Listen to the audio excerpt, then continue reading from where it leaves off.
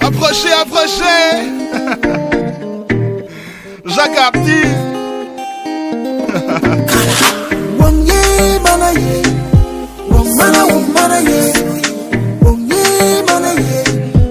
Master Chris on the beat. Il pleut, c'est l'orage dans ta vie. T'es malade, t'as tous les maux du monde. La terre sous tes pieds s'écroulant, à la maison ça brûlant. T'as pas pu retenir tes larmes, ça n'était trop, t'en pouvais plus. T'as pas pu retenir tes larmes, ça n'était trop, t'en pouvais plus. Souris à la vie te sourira.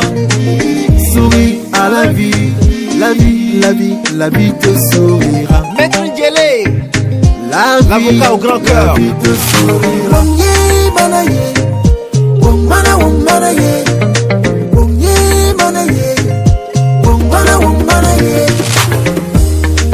Souris à la vie te sourira. Souris à la vie te sourira. Souris à la vie te sourira. Souris à la vie te sourira. Arrête de prendre la tête, arrête de souffrir. Tu veux prendre ton pied, arrête de courir. Distribue de l'amour et quelques sous-sourires, et tu feras beaucoup de portes sous-sourires. C'est ton visage qui est le chemin. Regarde bien ton avenir et en tête demain. Demain se prépare depuis hier. Donc hier, souris pour éclairer demain. Fais comme Jacques Artiste et Cana, car on ne reçoit que ce qu'on donne. Karma. Quand tu souris pas, ton âme sœur ne sourit pas. Les enfants ne sourient pas, les amis aussi ne sourient pas. La vie, comme un miroir, te renvoie ton reflet. Souris à la vie, c'est le secret. Trouve des raisons de garder le sourire chaque jour que Dieu fait.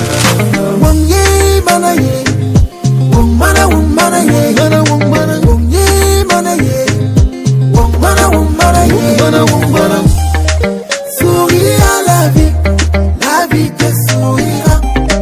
Souris à la vie te sourira.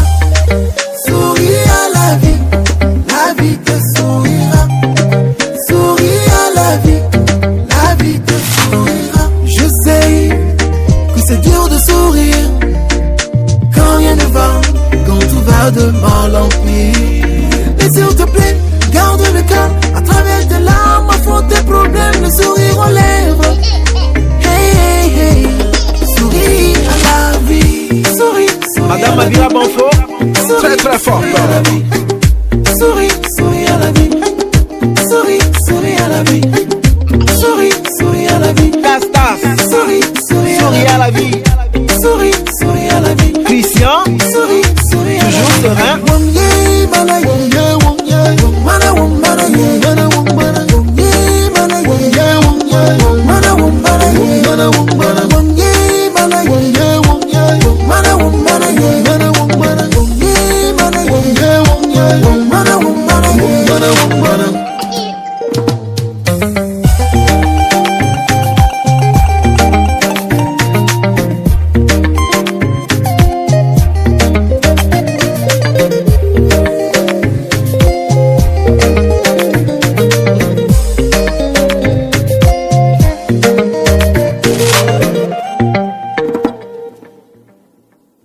Mon ami, souris. Souris. Je dis de sourire. Tu ne vas pas sourire.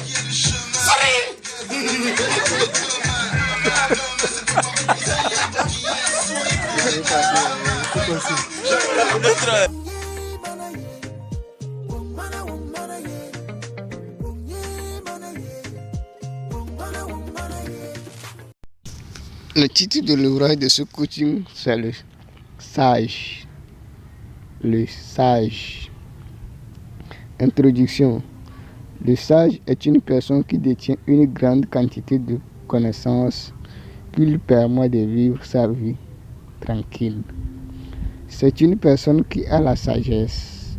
La sagesse désigne une connaissance qui sert à l'être humain. En Afrique, au village, dans une famille où il y a un sage, Les membres de la famille réussissent leur vie à cause des connaissances qu'ils ont acquises et partagent entre eux, grâce aux expériences de leurs ancêtres ou vieillards. Cela prouve que l'être humain peut naître sage grâce à ces expériences qu'il a vécues, ou l'être humain peut devenir sage à l'aide de l'apprentissage des connaissances des sages pour résoudre les problèmes de la vie qu'il va rencontrer ou les objectifs qu'il va rencontrer. Donc la sagesse. Donc on peut naître sage parce que Dieu, c'est Dieu qui décide tout. Donc à travers nos expériences, nos situations vécues, donc que l'être humain tire des expériences ou des connaissances qui deviennent pour lui la sagesse. Où l'être humain peut apprendre la sagesse d'un autre. La sagesse d'un autre pour pouvoir agir. Donc si je veux utiliser la sagesse de René Descartes, je dois lire ses livres, comprendre ses pensées, ses idées qu'il véhicule à travers sa philosophie. C'est un moyen de la sagesse. Donc aujourd'hui on a le livre. Donc on a inné et acquis. Inné c'est né avec. Acquis c'est apprendre. Donc si vous n'êtes pas inné, donc il faut aller à l'acquis. 1. Connaissance. Lorsqu'un être humain a la connaissance d'une chose, il la possède immédiatement. Mais s'il n'a pas la connaissance de la chose, il ne la possède pas. C'est pour cette raison que l'école existe, le centre de formation existe, les livres existent, la Bible existe, voire l'église et les mosquées. C'est pour transmettre les messages aux gens qui sont assoiffés de la connaissance pour mener leur propre vie. Aujourd'hui, on n'a pas besoin d'être né sage pour devenir sage. La connaissance, mais on a besoin d'un environnement de connaissance pour devenir sage grâce à l'apprentissage.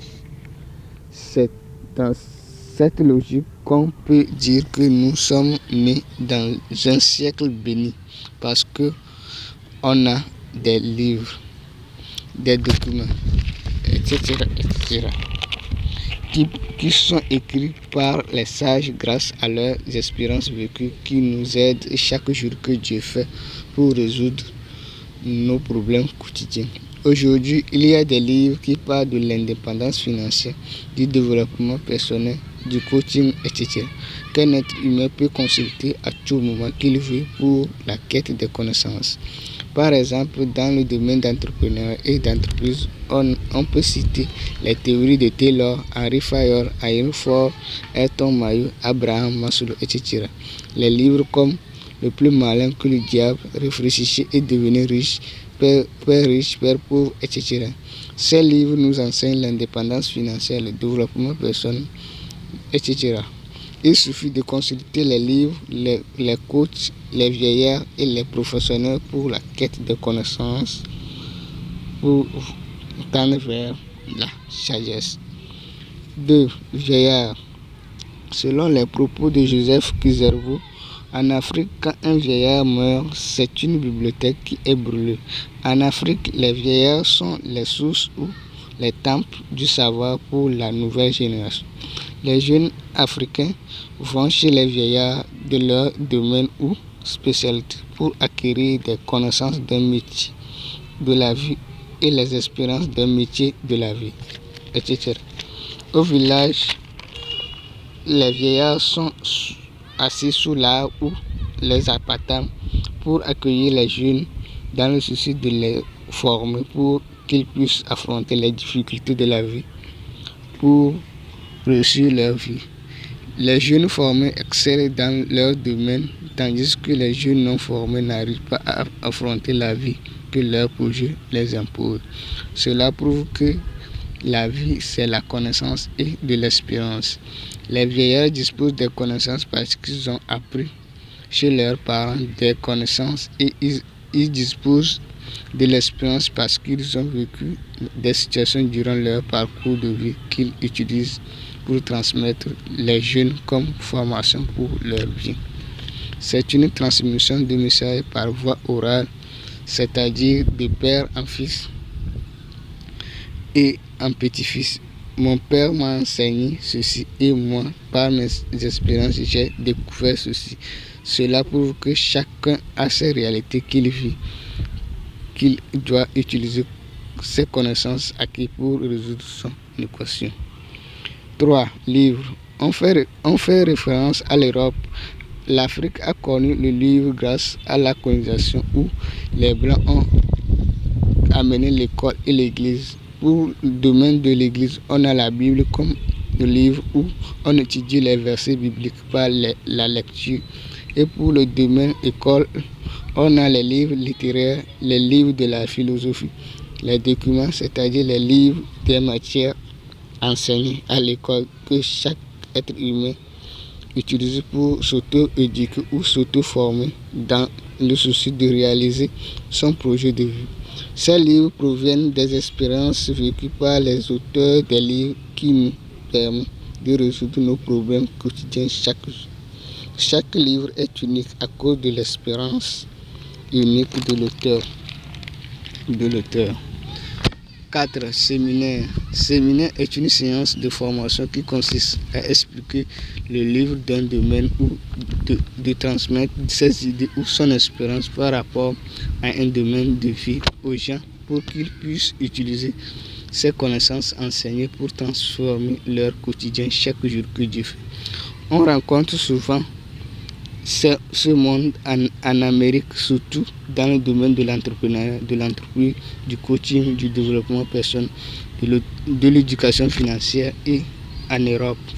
On peut citer les auteurs du séminaire comme Napoléon Hill, Bob Proctor, etc.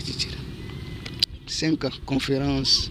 Conférence est une séance de formation qui consiste à transmettre les expériences d'un poste de travail aux jeunes travailleurs du domaine en vue d'augmenter son niveau dans le domaine.